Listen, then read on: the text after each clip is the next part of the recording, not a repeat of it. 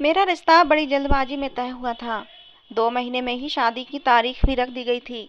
मेरे पापा बहुत ही पुराने ख्याल के आदमी थे, इसलिए किसी ने ये ज़रूरत ही महसूस नहीं की कि मुझे लड़के से मिलवाया जाता। लेकिन खैर, अपनी भाभीयों के मुँह से मैंने लड़के की तारीफ़ें बहुत सुनी थीं कि देखने में बड़ा स्मार्ट और खूबसूरत नौजवान है। लेकिन मेरा दिल भी मचल रहा था कि मैं अपने होने वाले जीवन साथी को एक नज़र देख लूँ। मैंने अपनी भाभी से कहा कि भाभी, मैं लड़के को एक नज़र देखना चाहती हूँ। तो भाभी ने कानों को हाथ लगा दिया और कहने लगी, तुम्हारे पापा तो बिल्कुल नहीं मानेंगे। हाँ, तुम कहो तो उसकी तस्वीर तुम देख सकती हो। मैं तस्वीर पर ही राजी हो गई। चलो, कम से कम एक झलक लड़के की देख तो लूंगी, जिसके साथ पूरी जिंदगी गुजारने वाली हूँ। बिना देखे उसे कैसे मैं अपने पति के रूप में एकदम से स्वीकार कर सकती थी। और जब भाभी ने मुझे राजवीर की तस्वीर दिखाई तो दिल की धड़कनें एकदम से बेकाबू सी हुई थीं। ऐसा खूबसूरत बांका नौजवान मैंने आज तक अपनी ज़िंदगी में नहीं देखा था। अपनी किस्मत पर दिल खुशी से झूम उठा कि भगवान ने कितना हैंडसम पति मुझे दिया था। बस भगवान से दिल ने प्रार्थना की कि जितना देखने में खूबसूरत है, काश कि दिल का भी उतना ही अच्छा खूबसूरत हो। खूबसूरती में तो मैं भी किसी से कम न थी, और फिर शादी में समय भी बहुत कम था।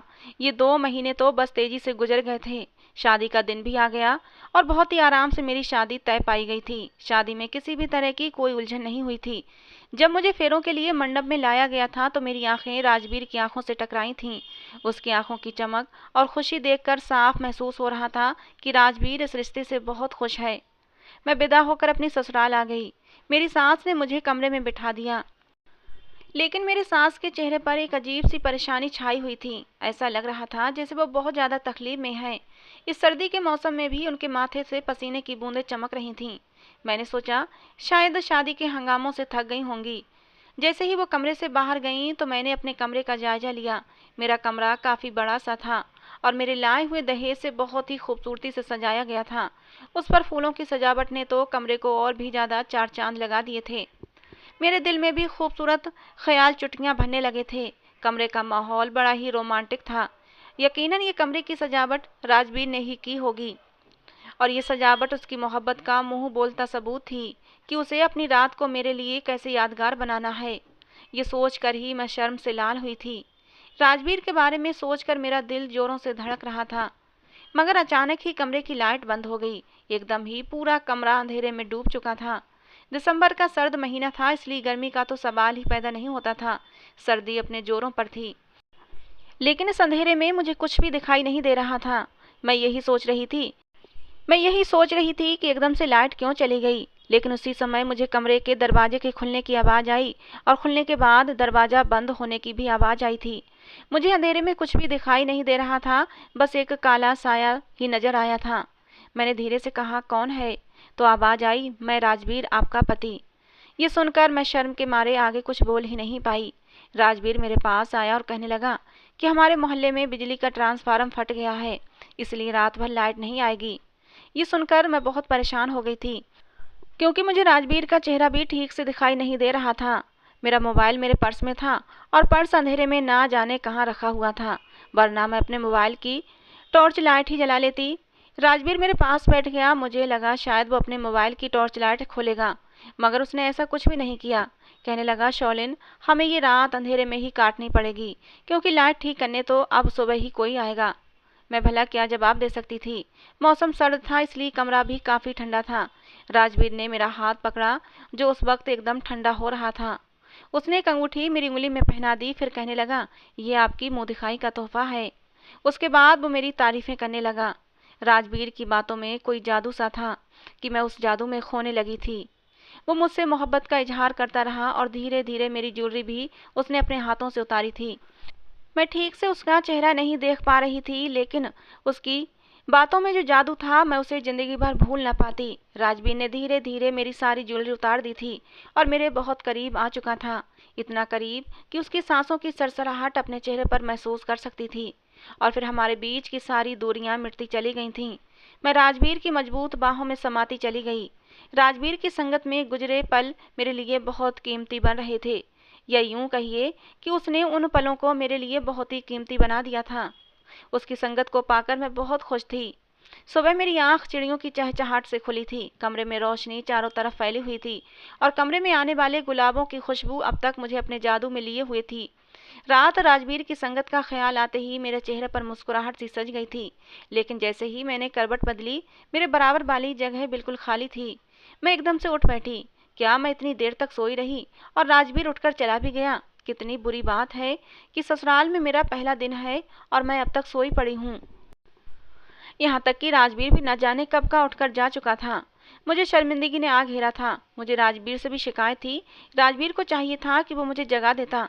मैंने ये सोचते हुए जब घड़ी की तरफ नजर दौड़ाई तो सुबह के 6 बज रहे थे। अब मुझे कुछ उलझन सी होने लगी।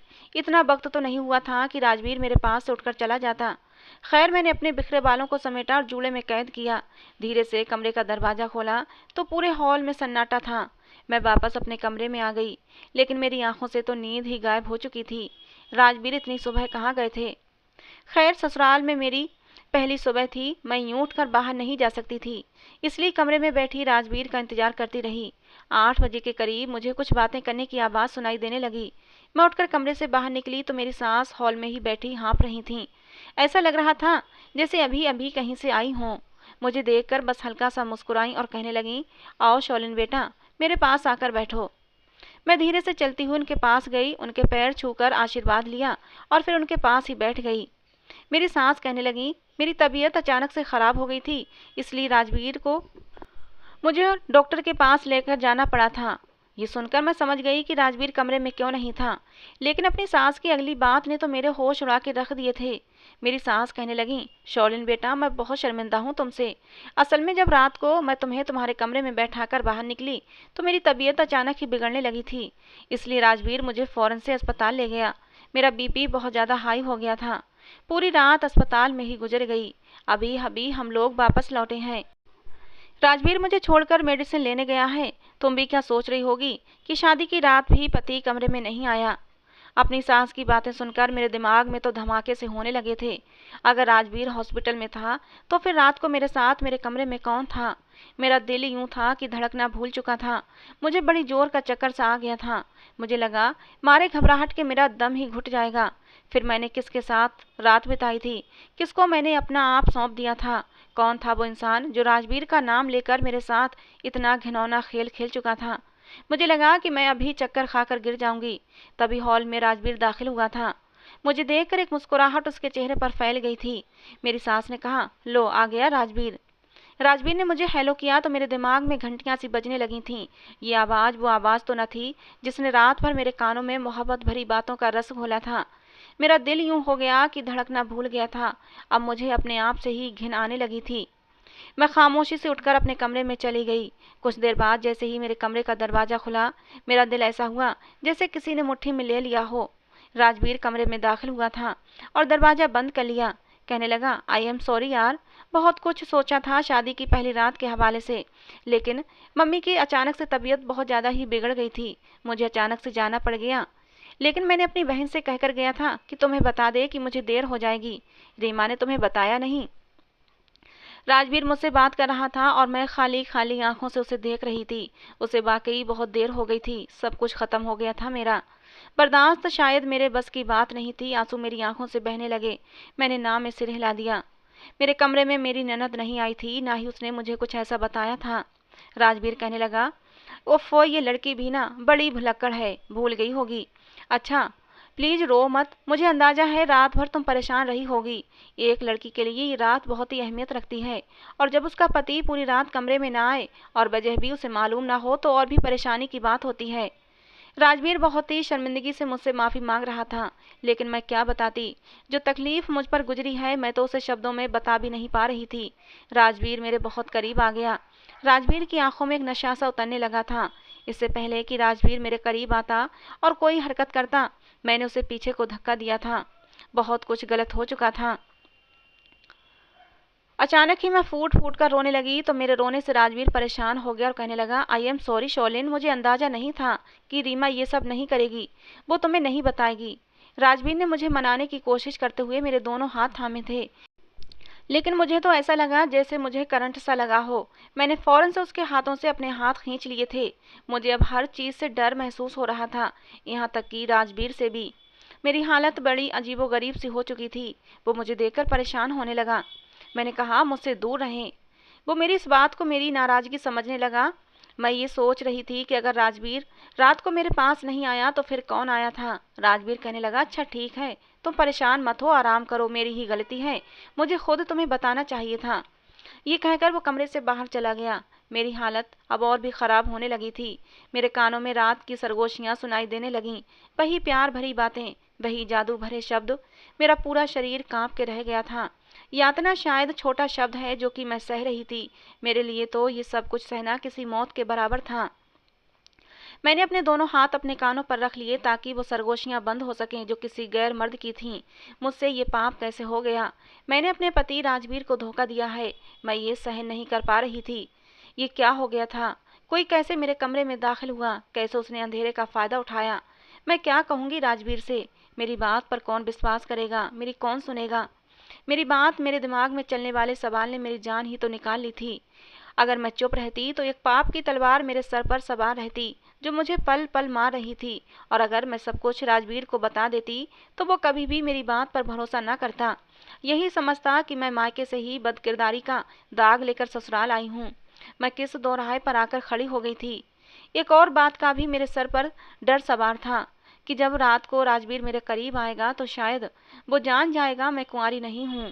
मैं पहले ही अपना कुंवारापन लुटा चुकी हूँ। इस सोच के आते ही मेरा दिल कांप उठा था। मैंने राजवीर के अलावा अपनी जिंदगी में कभी किसी के बारे में नहीं सोचा था। राजवीर मेरी जिंदगी में आने वाला पहला मर्द था और उसी के लिए मेरी दिल की धड़कनें बेकाबू हुई थीं। उसे मैं अपना पति स्वीकार कर चुकी थी और दिल ही दिल में उससे मोहब्बत भी कर बैठी थी। लेकिन वो कौन घटिया इंसान था जिसने एक ही रात में मुझसे मेरे जीने का हक तक छीन लिया था। मैंने अपने बालों को अपनी मुट्ठियों में जकड़ लिया था। मैं रोए जा रही थी। सुबह के 10 बज चुके थे जब मेरे कमरे पर दस्तक हुई। मेरी आंखें रो रो कर लाल हो चुकी थीं। मैंने जल्दी से अपने आंसू पोंछे। मेरी ननद रीमा थी। कहने लगी, भाभी आओ, आकर नाश्ता कर लो। रीमा राजवीर की जुड़वा बहन थी। सिर्फ ये 2 ही बहन भाई थे। घर में कोई और दूसरा मर्द भी नहीं था। तो मेरे साथ ये घिनौना खेल किसने खेला था? आखिर ये किसने किया? यही एक सवाल मेरी जान ले रहा था। मैं उठकर वॉशरूम चली गई, अपना मुंह हाथ धोया और कमरे से बाहर निकल आई। बाहर डाइनिंग टेबल पर नाश्ते पर राजवीर और रीमा ही थे। मेरी सास नहीं थी। शायद तबीयत खराबी की वजह से वो सो रही थीं। मैं राजवीर के बराबर में बैठ गई। वो अपनी बहन को डांट रहा था कि तुमने मेरा कहना नहीं माना और अपनी भाभी को क्यों नहीं बताया कि मैं आज रात कमरे में नहीं आऊँगा। रीमा कहने लगी कि मैं बहुत थकी हुई थी इसलिए लेट गई थी और फिर मुझे नींद आ गई। वहीं मुझ पर एक और बात का खुलासा हुआ। रीमा कहने लगी, रात को हमारे घर की लाइट बंद हो गई थी, हालांकि सारे मोहल्ले में लाइट जल रही थी। और ये सुनकर मेरे हाथ में पकड़ने वाला निवाला वहीं थम गया था। रीमा कहने लगी, भाई मुझे ये बात समझ नहीं आ रही कि हमारे घर की लाइट कैसे बंद हुई थी। पूरी रात लाइट बंद रही और जब सुबह मेरी आंख खुली तो लाइट मैंने चेक की तो हमारे घर का मेन स्विच किसी ने ऑफ कर दिया था। पता नहीं किसने ये सब किया था। इस अंधेरे में ही तो मेरा सब कुछ लुट गया था। राजवीर रीमा की बात सुनकर पहले तो कुछ सोचने लगा, फिर कंधे उचकाकर बोला कि हो सकता है मेरे दोस्तों में से किसी ने शरारत की होगी, यूं ही अपने घरों को जाते हुए मेन स्विच ऑफ कर गए होंगे। ये कहकर राजवीर ने बात ही खत्म कर दी। मैं नाश्ता करके कमरे में आ गई। मैं इसी बात की सोच विचार कर रही थी कि मेरे साथ ये घिनौना खेल खेलने वाला कौन हो सकता है कि तभी मेरे मोबाइल पर बेल बजने लगी। मैंने मोबाइल उठाया तो अननोन नंबर था। मैंने जैसे ही फ़ोन उठाया मेरे होश उड़ गए थे। वही आदमी था। कहने लगा, कैसी हो शौलिन? उसकी आवाज़ सुनकर मेरे हाथ से फ़ोन गिरते गिरते बचा था। उसके पास मेरा नंबर भी था। आखिर कौन था वो? मैं बेहद घबरा गई थी। मैंने पूछा, कौन हो तुम? मेरी बात सुनकर एक तेज कहा गूंजा था। कहने लगा, अब भी ये पूछ रही हो कि मैं कौन हूँ? गुजरी रात भूल गई हो क्या? मुझे तो वो पल अब भी कोई सुनहरा सपना लग रहे हैं। सच्ची डार्लिंग, तुम्हारे जैसी खूबसूरत लड़की आज तक मेरी जिंदगी में नहीं आई। जी खुश हो गया था मेरा। कहो तो कल की मुलाकात आज फिर से दोहरा दूं। ये सुनकर मेरे कानों में सीटियां सी बजने लगी थीं। मैंने कहा, कौन हो तुम? तुमने मेरे साथ ये सब क्यों किया? मेरी बात पर वो फिर से जोर जोर से हंसने लगा। कहने लगा, तुम्हें दुल्हन के रूप में देखकर मैं पागल हो गया था, इसीलिए मुझसे रहा नहीं गया। और वो राजवीर भी, ना जाने कितनी अच्छी किस्मत पाई है उसने। हर लड़की पहले उसी की तरफ अट्रैक्ट होती है। हालांकि मैं भी कम खूबसूरत नहीं हूँ, लेकिन राजवीर के आगे थोड़ा कम लगता हूँ। उसकी इस तरह की बातें मैं और सुनना नहीं चाहती थी, इसलिए मैंने गुस्से से फ़ोन बंद कर दिया। यह आदमी कितना कमीना था मैं उसकी बातों से अंदाज़ा लगा सकती थी। वो आदमी जिसे मेरा फ़ोन नंबर तक मालूम है, कितनी बेहूदगी से अपने इस घटिया खेल का पर्दाफाश कर रहा था। मेरा दिल इस कदर बेचैन था कि शायद मैं अपनी तकलीफ़ को शब्दों में बता नहीं सकती थी। पूरा दिन मेरा इसी परेशानी में गुजरा था, लेकिन रात को मुझे फिर से एक नंबर से मैसेज आया कि अगर तुमने राजवीर को अपने करीब आने दिया तो मैं तुम्हारा राज सबके सामने खोल कर रख दूंगा और राजवीर से कह दूंगा कि मेरा इस लड़की से शादी से पहले से ही चक्कर है और इस लड़की के साथ मेरे हर तरह के संबंध है। यार तुम मेरे दिल को भा गई हो। जी चाहता है दोबारा तुम्हारे साथ वही प्यार भरे लम्हों को गुजारूं। इसीलिए मेरी बात कान खोलकर सुन लो। राजवीर को अपने करीब मत आने देना, वरना जो अंजाम होगा उसकी तो तुम खुद जिम्मेदार होगी। वैसे एक बात बताओ शौलिन, उस रात मैंने तुम्हें खुश तो कर दिया था ना? ये कहकर बहुत जोर से हंस पड़ा था वो। गुस्से के मारे मेरा बुरा हाल हो गया था और मैंने फ़ोन काट दिया। मुझे कुछ भी समझ नहीं आ रहा था क्या करूं। इस बात को मैंने राजवीर से अभी तक छुपाया हुआ था। वो मेरी ज़िंदगी को बर्बाद कर देगा, तलाक करवा देगा। मैं परेशान होकर रह गई थी। मैं बिल्कुल नहीं जानती थी कि ये आदमी कौन है। मैंने अपने अतीत को अपने दिमाग में खंगाल के रख लिया था, लेकिन मुझे कोई भी ऐसा लड़का याद नहीं आया जो यूं मेरी ज़िंदगी को बर्बाद कर रहा था। उसके बाद उस लड़के ने मुझे कुछ ऐसी तस्वीरें दिखाई जो शायद उसने शादी की पहली रात में ली थीं, जब मैं गहरी नींद में उसके कंधे पर सर रखकर सो रही थी। उसने अपना चेहरा ब्लर कर दिया था और उसे देखकर तो मेरे होश उड़ के रह गए थे। मैं कई बार ये सवाल दोहरा चुकी थी कि तुम कौन हो, क्यों मेरी ज़िंदगी को बर्बाद कर रहे हो, लेकिन जवाब में वो हंसने लगता। लेकिन ये राज भी बहुत देर तक राज न रहा। राजवीर जब भी रात को मेरे करीब आने की कोशिश करता, मैं किसी न किसी बहाने से उसे अपने से दूर कर देती थी। लेकिन जाहिर है वो मेरा पति था, कब तक मुझसे दूर रह सकता था। मेरे दिल में हर वक्त ये डर रहता कि अगर राजवीर मेरे करीब आया और उसे मेरी पहली रात का सच मालूम हो जाएगा तो वो मुझे तलाक दे देगा। और दूसरा ये डर था कि कहीं उस लड़की को पता चल गया तो कहीं वो राजवीर को मेरे बारे में झूठी खबर देकर मेरा घर बर्बाद न कर दे। एक औरत के लिए उसका घर बहुत अहमियत रखता है और उससे भी बढ़कर उसके लिए उसकी इज्जत होती है। अगर वो लड़का इस तरह की बातें फैलाकर मेरा घर बर्बाद कर देता तो मेरी इज्जत भी नीलाम हो जाती और फिर कोई भी औरत शादी के बाद तलाक नहीं लेना चाहती। मैं बहुत ज़्यादा परेशान थी, मेरा दिल हर वक्त डरा रहता। एक बार वो हुआ कि मेरे होश उड़ गए थे। मेरी ननद रीमा की मंगनी अपने एक दोस्त से हो चुकी थी। वो दोनों एक ही कॉलेज में पढ़ते थे।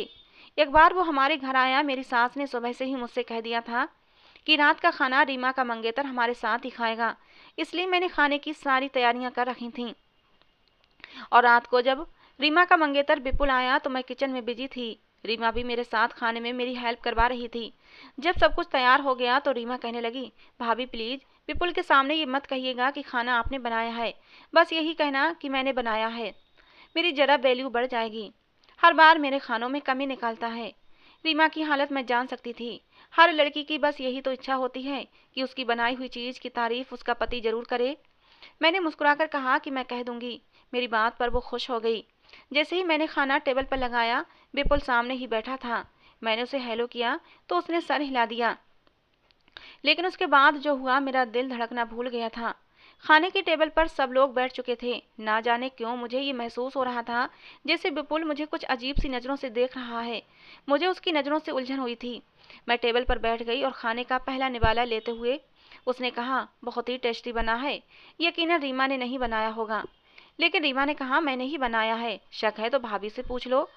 मैं खाना खा रही थी, लेकिन विपुल की आवाज़ सुनकर मेरा निवाला मेरे हाथ में ही रह गया था। मैंने एकदम से उसकी तरफ देखा था और उसकी आंखों में जो कुछ मैंने देखा मेरी जान निकालने के लिए काफ़ी था। वो बड़ी अजीब सी मुस्कुराहट चेहरे पर सजाए मुझे ही देख रहा था। मुझे लगा जैसे मैं सांस लेना भूल गई हूँ। ये आवाज़ मैं कैसे भूल सकती थी। उसकी सरगोशी ने तो मेरी नींदें उड़ा के रख दी थीं। मेरे दिल का चैन सुकून सब कुछ बर्बाद करके रख दिया था। विपुल कहने लगा, खाना इतने मज़े का बना है कि दिल चाह रहा है बनाने वाले के हाथ भी चूम लूं।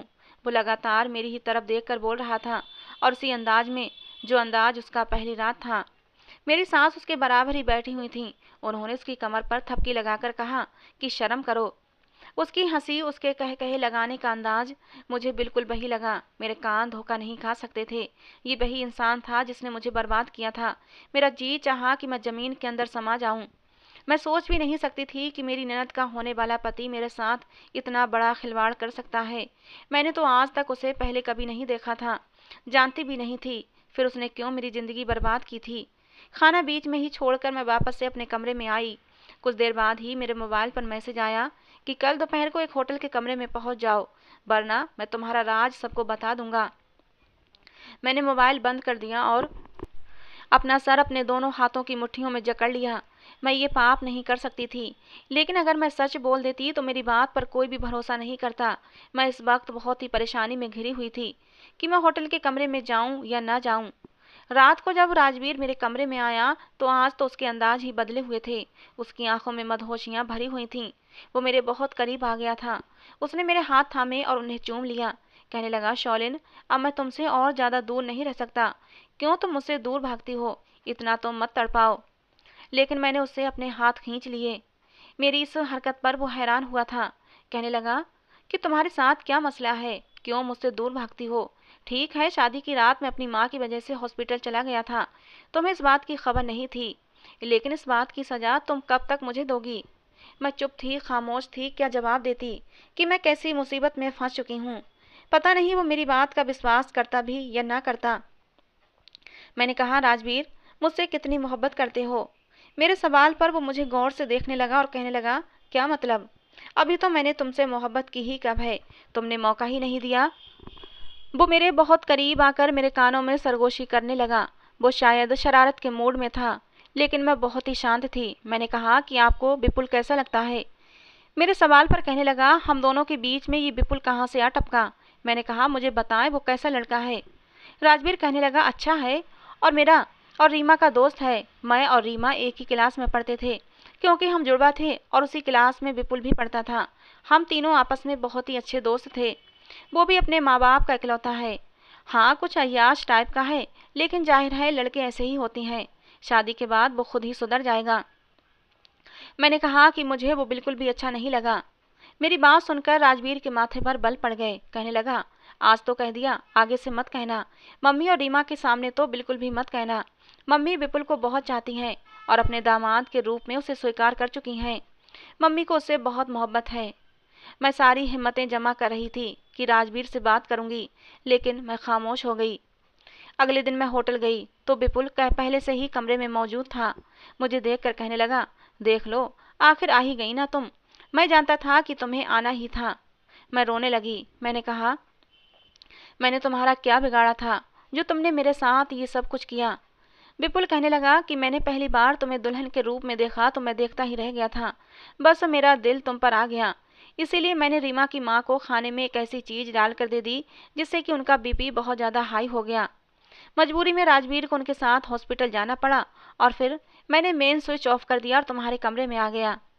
रीमा की नज़र में मैं घर से जा चुका था। मुझे जो चीज़ अच्छी लग जाए वो मुमकिन ही नहीं कि विपुल उसे छोड़ दे। वो अपनी हर बात मान रहा था। मैंने मुस्कुराकर उसको देखा और कमरे का दरवाज़ा खोल दिया। बाहर राजवीर खड़ा था।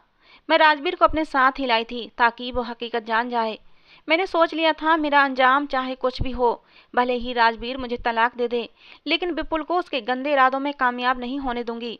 इधर वो मुझे ब्लैकमेल करके मेरे साथ गलत करता, उधर वो रीमा को धोखा दे रहा था। मेरी तो जिंदगी बर्बाद हो ही गई थी। रीमा की जिंदगी मैं बर्बाद नहीं होने देना चाहती थी। उस समय राजवीर की आंखें गुस्से से लाल हो रही थीं। विपुल की तो रंगत ही उड़ गई थी। राजवीर ने विपुल को खूब मारा और रीमा का रिश्ता भी उससे तोड़ दिया और विपुल का मोबाइल लेकर उसमें से मेरी सारी तस्वीरें डिलीट कर दी। राजवीर मेरे सामने शर्मिंदा था और मैं बेतहाशा रो रही थी। राजवीर कहने लगा, तुम परेशान ना हो, तुम्हारी इस बात की खबर घर से बाहर तक नहीं जाएगी। मेरी वजह से ही तुम्हारे साथ ये हादसा हुआ है और मैं तुम्हें इस तरह बेसहारा नहीं छोड़ूंगा।